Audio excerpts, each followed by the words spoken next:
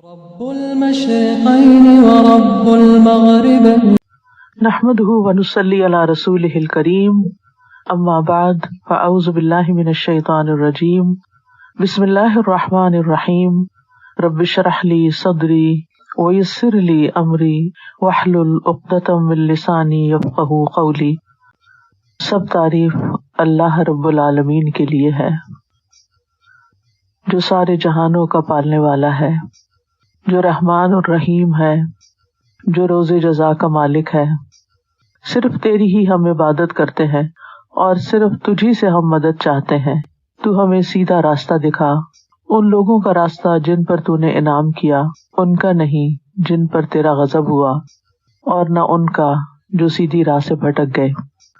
اللہ سبحانہ وتعالیٰ کا بہت احسان ہے، بہت شکر ہے کہ جس نے ہمیں اتنے اچھے حال میں رکھا ہے۔ الحمدللہ، بندہ مومن ہر نعمت کے ملنے پر اللہ کا شکر ادا کرتا ہے کہ اللہ ہی کا شکر ہے جس نے یہ نعمتیں ہمیں عطا کی ہیں۔ تو الحمدللہ، سب تعریف اللہ کے لیے ہے، سب شکر اللہ کے لیے ہے۔ جب انسان کو نعمت ملتی ہے تو انسان کے لیے لازم ہو جاتا ہے کہ انسان اللہ تعالیٰ کا شکر ادا کرے، کیونکہ قرآن مجید میں اللہ تعالیٰ فرماتے ہیں لَإِن شَكَرْتُمْ لَأَزِيدَنَّكُمْ، اگر تم شکر ادا کرو گے تو میں تمہیں ضرور اور زیادہ عطا کروں گا۔ وَلَئِن كَفَرْتُمْ، اور اگر تم نے ناشکری کی إِنَّ عَذَابِي لَشَدِيدٌ، تو میری سزا بھی بڑی سخت ہے۔ تو سوال یہ پیدا ہوتا ہے کہ انسان شکر کیسے ادا کرے؟ اگر ہم دیکھیں تو ہمارے پاس جو بھی نعمتیں ہیں وہ ساری کی ساری اللہ رب العزت کی طرف سے ہیں۔ اللہ تعالیٰ فرماتے ہیں وَمَا بِكُم مِّن نِّعْمَةٍ فَمِنَ اللَّهِ، تمہارے پاس جو بھی کوئی نعمت ہے وہ اللہ کی طرف سے ہے، اللہ رب العزت نے عطا کی ہے۔ اور یہ ایک حقیقت بھی ہے، آپ دیکھیں ہمارے اوپر جو نیلی چھت ہے یہ بھی اللہ نے بنائی ہے، ہم جس زمین پر بیٹھے ہیں یہ بھی اللہ نے بنائی ہے، یہ خوبصورت رنگ جو دکھائے ہیں وہ اللہ ہی نے دکھائے ہیں۔ خود ہمارے جسم کے اندر بے شمار نعمتیں ہیں، اللہ نے ہمیں دیکھنے کی، سننے کی، بولنے کی، سوچنے کی صلاحیتیں عطا کی ہیں۔ ہمارے جسم کے اندر کتنی ہی مشینیں ہیں جو خود کار ہیں، آٹومیٹک ہیں، خود بخود سارے کام کر رہی ہیں۔ یہ ساری نعمتیں جن کی وجہ سے ہم اس زندگی سے لطف اندوز ہوتے ہیں، یہ دراصل اللہ تعالیٰ ہی کی دی ہوئی ہیں۔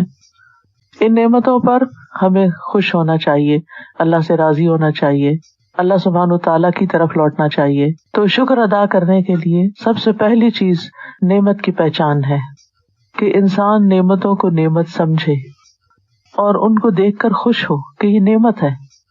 اولاد کو دیکھے تو خوش ہو، چاہے اولاد بہت زیادہ نہ بھی فرما بردار ہو، لیکن پھر بھی اولاد تو اولاد ہوتی ہے اور انسان کو دیکھ کر ایک دلی سکون ملتا ہے۔ انسان انسانوں کو دیکھے تو خوش ہو کہ اگر مجھے اکیلے ہی یہاں رہنا ہوتا دنیا میں تو میرا کیا حال ہوتا، میں کسی جزیرے پہ ہوتا یا کسی ایسی جگہ پر ہوتا، کسی غار میں ہوتا۔ تو اس دنیا میں ایک چیز ہم سب دیکھتے ہیں کہ جتنی بھی نعمتیں ہیں، جتنی بھی چیزیں ہمارے فائدے کی ہیں، ان سب کے ساتھ کچھ نہ کچھ ایسی چیز ہے جس کی وجہ سے ہمیں کچھ نہ کچھ تکلیف پہنچ جاتی ہے۔ جیسے کہتے ہیں نا پھول کے ساتھ کانٹا بھی ہوتا ہے۔ کیوں؟ اس لیے کہ اللہ تعالیٰ نے یہ دنیا امتحان کے لیے بنائی، اس لیے کوئی بھی نعمت پیورلی خالص صرف خوشی کا باعث نہیں، ہر خوشی کے ساتھ ایک تکلیف بھی ہے۔ ان مع العسر یسرا، تنگی کے ساتھ آسانی بھی ہے۔ تو جہاں نعمت کے ساتھ تکلیف ہے وہاں تکلیف کے ساتھ پھر آسانی بھی ہے۔ یہ دنیا کا نظام اسی طرح چل رہا ہے، کبھی رات ہوتی ہے اور کبھی دن ہوتا ہے۔ رات کے بعد دن کا آنا ایک خوشی کی بات ہوتی ہے، لیکن دن پھر ہمیشہ نہیں رہتا، پھر وہ رات میں بدل جاتا ہے۔ اور یہ ہر 24 آورز میں ہمارے ساتھ ہوتا چلا جاتا ہے کہ جس میں ہم دونوں طرح کے ایکسپیرینس کرتے ہیں، روشنی کا بھی ایکسپیرینس کرتے ہیں اور اندھیرے کا بھی ایکسپیرینس کرتے ہیں۔ اور یہ ہمارے لیے ایک سوچنے اور غور و فکر کرنے کا مقام ہے کہ ایسا کیوں ہے، صرف دن ہی دن کیوں نہیں اور صرف رات ہی رات کیوں نہیں، تاکہ انسان اس زندگی کی حقیقت کو سمجھے کہ اس میں صرف خوشیاں ہی خوشیاں نہیں، یہاں غم بھی ہے، یہاں صرف چیزوں کا ایک روشن پہلو ہی نہیں، یہاں دوسرا پہلو بھی ہے۔ لیکن وہ انسان خوش رہ سکتا ہے کہ جو دن کی روشنی کو انجوائے کرے اور جب رات کا اندھیرا ہو تو دن کا انتظار کرے، اور رات کے اندھیرے میں مایوس نہ ہو یہ نہ سوچے کہ یہ رات ہمیشہ کے لیے. آپ نے دیکھا ہوگا کہ رات کے آخری حصے میں رات کا اندھیرا گہرا ہو جاتا ہے، لیکن اسی اندھیرے کے اندر سے روشنی پھوٹ جاتی ہے. تو جس وقت انسان کے پاس نعمت ہو تو ہمیشہ یہ دیکھے کہ دنیا میں کتنے ہی ایسے لوگ ہیں کہ جن کے پاس نعمتیں نہیں ہیں، جن کے پاس وہ سب کچھ نہیں ہے. جب انسان نعمت کو پائے تو دیکھے کہ یہ نعمت ہے. یعنی پہلی بات یہ کہ نعمت کو نعمت سمجھنا، اور نعمت کے ملنے پر اس کو اکنالج کرنا، اور نعمت پر خوش ہونا، اور پھر اس کے بعد یعنی دل میں اس کی قدردانی. یعنی پہلا مرحلہ نعمت کو دیکھ کر خوش ہونا اور اس پر دل میں ایک قدردانی کا احساس پیدا ہونا، یہ شکر ادا کرنے کا پہلا طریقہ ہے. دوسرا طریقہ یہ ہے کہ نعمت دینے والے کا ذکر کرنا، زبان سے اس کا اظہار کرنا. جیسے آپ دیکھیں کہ انسانوں کی طرف سے جب ہم پر کوئی احسان ہوتا ہے، انسانوں سے ہمیں کوئی خوشی ملتی ہے تو ہم ان انسانوں کا شکر ادا کرتے ہیں، ہم ان کے گلے لگ جاتے ہیں، ہم ان کو اپریشیٹ کرتے ہیں، ہم زبان سے کچھ الفاظ اچھے بولتے ہیں. تو دوسری چیز ہے کہ انسان نعمت کا زبان سے شکر ادا کرے. زبان سے شکر کیا ہے؟ کہ انسان نعمت دینے والے کی تعریف کرے. اور یہ جو ہم کہتے ہیں نا الحمدللہ، یہ دراصل نعمت دینے والے رب کی تعریف بیان کرتے ہیں کہ الحمدللہ، سب تعریف اللہ کے لیے ہے، سب شکر اللہ کے لیے ہے. اور بعض اوقات انسان کسی کی تعریف ویسے بھی کرتا ہے جس سے ہمیں کچھ نہیں ملا ہوتا، یا وہ بذات خود کوئی قابل تعریف ہوتا ہے، لیکن اللہ سبحانہ وتعالیٰ کی تعریف اس لیے ہوتی ہے اور اس کے لیے حمد کا لفظ اس لیے استعمال ہوتا ہے کہ اس میں ہمیں دینے والے نے نہ صرف یہ کہ وہ خود قابل تعریف ہے، اس کے ہر کام قابل تعریف ہے، بلکہ اس کے ساتھ ساتھ اس نے ہمیں اس نعمت سے بھی نوازا ہے. تو نعمت دینے والے کی طرف سے ہمیں ایک فائدہ بھی پہنچا. بعض اوقات یہ ہوتا ہے ہم کسی سڑک پہ جا رہے ہوتے ہیں اور کوئی خوبصورت سا گھر نظر آتا ہے تو ہم کہتے ہیں کتنا خوبصورت گھر ہے، ہمیں اس گھر سے کچھ نہیں ملتا لیکن ہم صرف اس کی تعریف کر دیتے ہیں. لیکن بہت دفعہ ایسا ہوتا ہے کہ ہم تعریف اس کی کرتے ہیں جس سے ہمیں کچھ فائدہ پہنچتا ہے. تو اللہ سبحانہ وتعالیٰ کی تعریف ہم کیوں کرتے ہیں کہ وہ قابل تعریف بھی ہے اور اس نے جو چیزیں ہمارے لیے بنائی ان میں ہمارے لیے فائدہ بھی ہے. اور وہ کہتے ہیں نا کہ ہر روز رات کو سونے سے پہلے کم از کم 5 چیزوں کو ضرور سوچ کے سوئیں جو اللہ نے آپ کو نعمت دی ہے، اور خاص طور پر اس خاص دن میں اللہ نے آپ کو کیا کیا خوشی دی ہے. تو جب ہم ملنے والی چیزوں کے بارے میں سوچتے ہیں وہ کہیں زیادہ ہیں بنسبت اس کے کہ جو ہمیں نہیں ملا. ہر انسان کی زندگی میں کوئی نہ کوئی کمی ہوتی ہے، انسان کی کچھ خواہشات ہوتی ہیں، انسان کچھ چیزیں چاہتا ہوتا ہے کہ اس کی زندگی میں ہو لیکن نہیں ہوتی. اللہ کا فیصلہ، اللہ کی حکمت، کیونکہ سورۃ روم میں اللہ تعالیٰ فرماتے ہیں وَلِلَّهِ الْأَمْرُ مِنْ قَبْلُ وَمِنْ بَعْدُ، کہ اللہ ہی کے لیے ہے حکم پہلے بھی اور بعد میں بھی. کسی کام کے ہونے سے پہلے اور کسی کام کے ہونے کے بعد، کسی چیز کے ملنے سے پہلے اور کسی چیز کے ملنے کے بعد، اور کسی چیز کے نہ ملنے پر تب بھی اللہ کا حکم ہے، اللہ ہی کا فیصلہ ہے. اور بعض چیزیں ایسی ہوتی ہیں کہ ہم سمجھتے ہیں کہ شاید ہمارے ساتھ زیادتی ہو گئی ہے، ہمیں یہ نہیں ملا، لیکن اگر ہم اپنی زندگی کے ڈاٹس ملانے شروع کریں، پیچھے کی طرف ٹریول کریں، تو ہم دیکھیں گے کہ زندگی میں بہت سی ایسی چیزیں تھیں جن کی ہم تمنا کرتے تھے لیکن وہ ہماری تمنا پوری نہیں ہوئی، اور آج ہمیں لگتا ہے کہ اچھا ہی ہوا وہ تمنا پوری نہیں ہوئی، ورنہ آج ہم پتہ نہیں کہاں ہوتے، ہمارے ساتھ کیا ہوتا. تو اللہ تعالیٰ کے ہر فیصلے میں خیر ہوتی ہے، اللہ تعالیٰ کے ہر فیصلے میں ہمارے لیے بھلائی ہوتی ہے. کیونکہ جب ہم اللہ تعالیٰ کو اپنا رب مان لیتے ہیں نا اور اس پر ٹرسٹ شروع کر دیتے ہیں کہ اس نے پیدا کیا. آپ دیکھیں ماں تو صرف جنم دیتی ہے نا، لیکن وہ بچے کا کبھی برا نہیں چاہتی. بچے بعض اوقات روڈ بھی ہوتے ہیں، بد اخلاقی بھی برت جاتے ہیں، لیکن ماں ان کے لیے ہمیشہ پھر بھی دعائیں کرتی ہے، ان کی ہدایت کی دعائیں کرتی ہے، ان کی خیر کی دعائیں کرتی ہے، ان کو شر سے بچانے کی دعائیں کرتی ہے اور مہربان ہوتی ہے.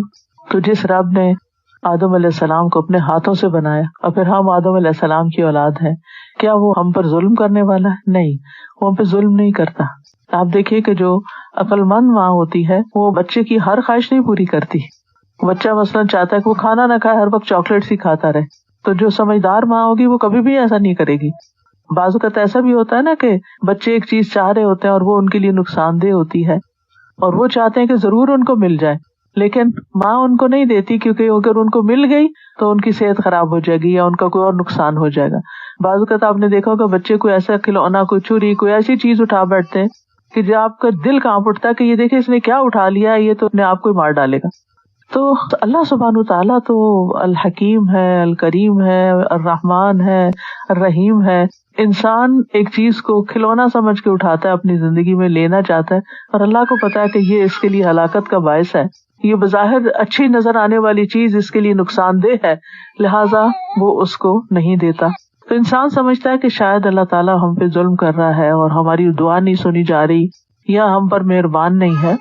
تو اللہ سبحانہ تعالیٰ تو انتہائی مہربان ہے، اور اللہ سبحانہ تعالیٰ تو وہ محاورے کے طور پہ کہتے ہیں کہ 70 ماؤں سے بڑھ کے پیار کرنے والا ہے. اس میں کوئی شک نہیں ہے کہ ماں جتنی خیر خواہ ہو سکتی ہے اللہ تعالیٰ اس سے کہیں زیادہ بڑھ کے خیر خواہ ہے ہمارا. تو بہرحال بات یہ ہو رہی تھی کہ نعمتوں پر شکر ادا کرنا چاہیے، اور اس شکر میں سب سے پہلے تو نعمت کی پہچان ہونی چاہیے. پھر دوسرے نمبر پر پہچان کے ساتھ ساتھ نعمت دینے والے کا ذکر کرنا چاہیے، نعمت دینے والے کو یاد کرنا چاہیے. تو سب سے پہلے یہ کہ نعمت پہچاننی چاہیے کہ یہ نعمت ہے. اب کئی مائیں جب بچے تنگ کرتے ہیں تو مائیں نعوذ باللہ بد دعائیں بھی دینے لگتی ہیں، اور وہ کبھی بھی نہیں ہونا چاہیے. ہمیشہ ہدایت کی دعا مانگنی چاہیے. اور کبھی ایسا بھی ہوتا ہے کہ ہم انہی چیزوں کو قرض کرنے لگتے ہیں جو ہمارے لیے زندگی میں بہت فائدے کی ہوتی ہیں، اور یہ ایک بہت نیچرل سا فنامنا ہے. ایک دفعہ حضرت عائشہ رضی اللہ تعالیٰ عنہ کو کوئی تکلیف پہنچی تو اپنے آپ کو قرض کرنے لگی کہ کاش مجھے کوئی کیڑا کاٹ جائے. تو یہ ہے کہ بعض اوقات انسان اپنے حق میں بھی کوئی ایسی بات کر جاتا ہے. وہ ہم انسان ہیں، جیسے جیسے ہمارے جذبات ہوتے ہیں، لیکن اللہ تعالیٰ کو پتا ہے کہ اس وقت بندے کی کیفیت کیا ہے اور وہ کیوں ایسی بات کر رہا ہے، اور اس کو یعنی کہ وہ پکڑ نہیں لیتا اسی وقت ہمیں کہ کیوں تم نے اپنے منہ سے ایسی بات نکالی، اور فوراً ہی سزا نہیں دے دیتا بلکہ وہ ہمیں معاف کر دیتا ہے. تو پہلی چیز نعمت کو پہچانے، نعمتوں کو گننا شروع کریں، نعمتوں کو دیکھنا شروع کریں. اللہ تعالیٰ فرماتے ہیں وَإِن تَعُدُّوا نِعْمَتَ اللَّهِ لَا تُحْصُوهَا. اگر تم نعمتوں کو گننا شروع کرو گے، نعمتوں کو شمار کرو گے تو تم گن ہی نہیں سکتے، اتنی بے شمار نعمتیں. تو جس کو نعمتوں کا احساس ہو جاتا ہے نا، اس کے اندر ایک سینس آف اچیومنٹ ہوتی ہے کہ میں لوزر نہیں ہوں، میں اچیور ہوں، مجھے یہ بھی ملا ہوا ہے، مجھے میرے پاس یہ بھی ہے، میرے پاس یہ بھی ہے، میرے پاس یہ بھی ہے. اور جب یہ احساس ہونے لگتا ہے تو پھر انسان کا دل خوش ہونے لگتا ہے، پھر انسان کے اندر ایک اطمینان آنے لگتا ہے. پھر یہ کہ جب انسان کو کوئی چیز نظر آئے تو پھر اس پر زبان سے شکریہ ادا کرے، انسانوں کا بھی شکر گزار ہو اور اللہ تعالیٰ کا بھی. حدیث میں آتا ہے کہ من لم یشکر الناس لم یشکر اللہ. جو بندوں کا شکر گزار نہیں ہوتا اللہ تعالیٰ کا بھی شکر گزار نہیں ہوتا. اور آپ نے دیکھا ہوگا کہ جو بندے گریٹفل ہوتے ہیں، شکر گزار ہوتے ہیں، ایک دوسرے کی قدردانی کرتے ہیں، ان کے ریلیشن شپ آپس میں بہت اچھے ہوتے ہیں اور وہ ان ریلیشن شپس کو انجوائے کرتے ہیں. آپ دیکھیں کہ ہماری خوشیاں نا انسانوں کے ساتھ ہوتی ہیں. دو طرح کی چیزیں، ایک ہماری خوشی اللہ تعالیٰ کے ساتھ ہوتی ہے جب ہم نماز پڑھتے ہیں، اللہ تعالیٰ کی اطاعت کرتے ہیں، فرمانبرداری کرتے ہیں، کوئی صدقہ خیرات کرتے ہیں، کوئی نیک کام کرتے ہیں، کسی کے کام آتے ہیں، کسی کی مشکل آسان کرتے ہیں. تو ایسی صورت میں یعنی کہ جب ہم اللہ تعالیٰ کے احسان مانتے ہیں تو پھر ہم اللہ سے جب راضی ہوتے ہیں تو اس سے ہمارے دلوں کے اندر ایک خوشی پیدا ہوتی ہے. اور اسی طرح جب بندوں کو ہم معاف کر دیتے ہیں، بندوں کے قصور معاف کر دیتے ہیں اور بندوں کے احسان یاد رکھتے ہیں تو اس سے ہمارے ریلیشن شپ بھی اچھے ہوتے ہیں اور ہماری خوشیاں بھی دوبالا ہو جاتی ہیں. کیونکہ آپ دیکھیں کہ عموماً ہماری شکایتیں ہمارے قریب کے رشتوں میں ہی ہوتی ہیں، بہن بھائیوں سے سب سے زیادہ ہوتی ہیں، پھر ایکسٹینڈیڈ فیملی، پھر سسرالی فیملی، پھر تو آپ دیکھیں کہ یہاں آ کر کینیڈا میں جن لوگوں کی خاص طور پر فیملیز نہیں ہوتی وہ ان سب کو بہت مس کرتے ہیں پھر. لیکن جب ہوتے ہیں اور ان کی چھوٹی چھوٹی جو باتیں ہمیں اچھی نہیں لگتی ان پہ ہم ناراض ہو کے بیٹھ جاتے ہیں. تو ہمیشہ ریلیشن شپ میں ناراض ہو کر بیٹھنے کی بجائے ایک دوسرے کو معاف کر کے آگے چلنا چاہیے. حتیٰ کہ اولاد کے بارے میں بھی اور ازواج کے بارے میں بھی، شوہر بیوی کے لیے بھی یہی حکم ہے. اللہ تعالیٰ فرماتے ہیں ان من ازواجکم واولادکم فتنہ، کہ تمہارے ازواج اور اولاد تمہارے لیے امتحان ہے، ایک آزمائش ہے. اسی طرح ایک اور جگہ پر آتا ہے کہ عدو لکم، تمہاری دشمن ہے، لیکن کرو کیا ان کے ساتھ؟ فاعفوا واصفحوا واغفروا. 3 لفظ ہیں معاف کرنے کے لیے، تینوں وہاں پر آئے. ان کو معاف کر دو، ان سے درگزر کرو اور ان کو بخش دو. تو ان رشتوں کو معاف کرنے سے ہی کام چلتا ہے، اور ان رشتوں کو جتنا جتنا انسان ان سے محبت کرتا ہے اور درگزر کرتا ہے اتنا ہی انسان کے حق میں بہتری ہوتی ہے۔ تیسری چیز آتی ہے شکر ادا کرنے کے لیے کہ نعمت دینے والے کی مرضی کے مطابق کام کیا جائے، اس نے جو نعمتیں ہمیں دی ہیں ان کو اس طرح استعمال کیا جائے جس طرح وہ ہم سے چاہتا ہے۔ مثال کے طور پر اس نے ہمیں آنکھیں دی ہیں تو وہ چاہتا ہے کہ ہم ان آنکھوں کے ساتھ وہ کام نہ کریں کہ جو اللہ تعالیٰ کو ناراض کرتے ہیں، وہ چیزیں نہ دیکھیں جو اس کو ناراض کرنے والی ہیں۔ پھر اسی طرح کان دیے ہیں تو ان کانوں کے ساتھ وہ کام نہ کریں کہ جو اللہ تعالیٰ کو ناراض کرنے والے ہیں۔ اللہ ہی نے ہمیں زبان دی ہے، اللہ تعالیٰ کو یہ بات پسند نہیں کہ ہم اس زبان سے ایسی بات نکالیں کہ جو گناہ میں آتی ہو۔ مثال کے طور پر کسی کا دل دکھانا، کسی کی غیبت کرنا، کسی کے ساتھ دھوکہ کرنا، جھوٹ بولنا، کسی کو طعن و تشنیع کرنا، کسی کے ساتھ بھلائی کرنے کے بعد احسان جتانا، یہ وہ چیزیں ہیں کہ جس سے اللہ تعالیٰ ناراض ہوتے ہیں اور یہ نعمتوں کی ناقدری ہوتی ہے۔ پھر اسی طرح ہمیں اللہ نے صحیح سلامت جسم دیا، اب اس جسم کو اللہ تعالیٰ نے اس طرح بنایا کہ ہم اس کی عبادت کر سکیں اور پرفیکٹ طریقے سے عبادت کر سکیں۔ آپ دیکھیں کہ جتنے جاندار ہیں جانور، ان کے جسم اس طرح ہے کہ کچھ جانور صرف کھڑے رہتے ہیں، کچھ جانور صرف زمین پر رینگ سکتے ہیں، کچھ جانور جو ہیں وہ رکوع کی حالت میں ہیں، کچھ جو ہے ایک طرح سے سجدے کی حالت میں ہیں، کچھ جو ہے وہ قیام کی حالت میں ہیں۔ لیکن انسان جو ہے وہ اس کا جسم ایسا ہے کہ وہ کھڑا بھی ہو سکتا ہے، وہ رکوع بھی کر سکتا ہے، وہ سجدہ بھی کرتا ہے۔ اور اب دیکھیے کہ سجدے میں انسان اللہ تعالیٰ کے انتہائی قریب ہو جاتا ہے اور انسان کو ویسے بھی ایک خاص قسم کا سکون ملتا ہے۔ تو ایسی صورت میں شکر ادا کرنے کے لیے اللہ سبحانہ و تعالیٰ کا سب سے پہلی چیز یہ ہے کہ جس کام کے لیے اللہ نے ہمیں پیدا کیا، دنیا میں بھیجا ہے، اور جو اللہ تعالیٰ فرماتے ہیں وَمَا خَلَقْتُ الْجِنَّ وَالْإِنسَ إِلَّا لِيَعْبُدُونَ، کہ میں نے جن و انس کو اپنی عبادت کے لیے پیدا کیا ہے، تو ہم اللہ کی عبادت کے لیے اپنے آپ کو ضرور فارغ کریں، اس کے لیے ضرور وقت نکالیں۔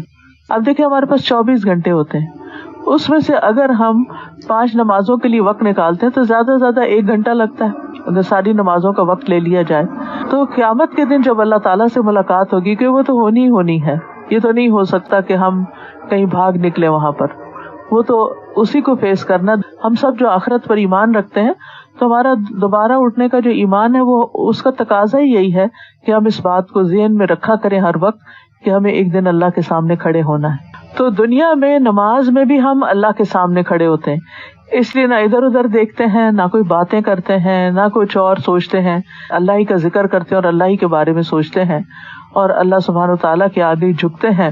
تو یہ دراصل ہم ایک طرح کی پریکٹس کر رہے ہیں اس بات کی کہ جس دن لٹرلی اللہ تعالیٰ سامنے ہوں گے اور ہم اس کے سامنے جا کے کھڑے ہوں گے تو پھر ہمارا حال کیا ہوگا۔ جو دنیا میں اللہ کے سامنے کھڑا ہوتا ہے اس کے لیے وہ کھڑا ہونا عزت کا باعث ہوگا، اللہ تعالیٰ اس کو آنر کریں گے، اس کو بخش دیں گے۔ لیکن دنیا میں جو انسان اللہ کے سامنے کھڑا نہیں ہوتا، جو اللہ کو یاد نہیں کرتا، جو اللہ کا شکر ادا نہیں کرتا، جو اللہ سبحانہ تعالیٰ کے آگے جھکتا نہیں ہے، تو پھر اس کے لیے قیامت کے دن کی وہ ملاقات بڑی سخت ہوگی، بہت تکلیف دہ ہوگی، بہت مشکل ہوگی۔ اور پھر آپ دیکھیے کہ قیامت کے دن ہم سے نعمتوں کا حساب بھی ہوگا کہ تم اس دن نعمتوں کے بارے میں ضرور سوال کیے جاؤ گے کہ ان کو تم نے استعمال کیسے کیا۔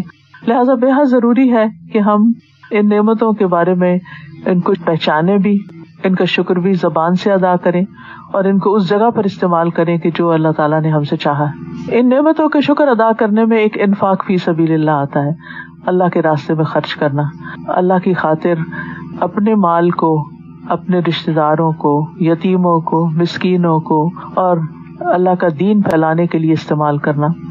اور ہمیشہ یہ دیکھا گیا ہے کہ جو لوگ خرچ کرنے والے ہوتے ہیں اللہ تعالیٰ ان کے رزق کو بھی بڑھاتا ہے، کیونکہ حدیث میں آتا ہے، اللہ تعالیٰ فرماتے، حدیث قدسی ہے، یا ابن آدم انفق انفق علیک، اے ابن آدم تم خرچ کرو میں تم پہ خرچ کروں گا، میں تمہیں دوں گا، تم دینے والے ہو میں تمہیں دوں گا۔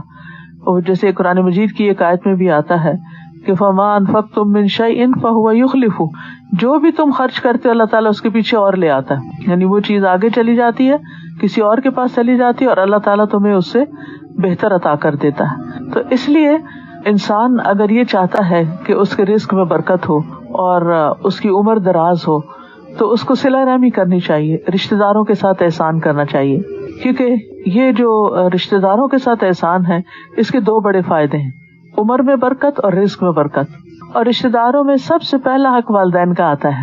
سب سے پہلے جنہوں نے ہمیں پیدا کیا، وہ ہمارے ماں باپ جنہوں نے ہمیں جنم دیا، ان کا شکریہ ادا کرنا، ان کی خدمت کرنا، ان کو خوش رکھنا، ان کے کام آنا، ان کے ساتھ ایک تعلق رکھنا. صلہ کا مطلب ہوتا ہے جڑے رہنا. جڑنے کا مطلب یہ نہیں کہ ان کے گھر میں ہی رہنا ہر وقت، اس کا مطلب یہ کہ ان کے ساتھ ایک کنیکشن رکھنا. لہذا اپنی زندگی کی ساری مصروفیات میں اپنے ماں باپ کو نہیں بھولنا چاہیے. زندہ ہوں تب بھی، فوت ہو جائیں تب بھی. فوت ہو جائیں تو دعائیں، زندگی میں بھی دعائیں. رب ارحمہما کما ربیانی صغیرا، یہ دعائیں سجدوں میں پڑھا کریں، کیونکہ آج ہم اپنے ماں باپ کے لیے فرما بردار ہوں گے، ان کا دل خوش کریں گے، کل ہماری اولاد ہمارے لیے اچھا سوچے گی. پھر آپ دیکھیے کہ جب ہم رشتے داروں میں پھر اپنے والدین، پھر خالہ، ماموں، چچا، یہ سارے رشتے جو خون کے رشتے ہیں یہ صلہ رحمی میں آتے ہیں. خون کے رشتوں کے بعد، حسب نسب کے رشتوں کے بعد قرآن مجید میں سحر کے رشتے بتائے گئے. سحر کہتے ہیں سسرال کو، سسرالی رشتے. سسرالی رشتوں میں بھی یعنی شوہر کے لیے بیوی کے جو ماں باپ ہیں یا بہن بھائی ہیں، اور بیوی کے لیے شوہر کے جو ماں باپ ہیں یا بہن بھائی ہیں، ان کے ساتھ حسن سلوک.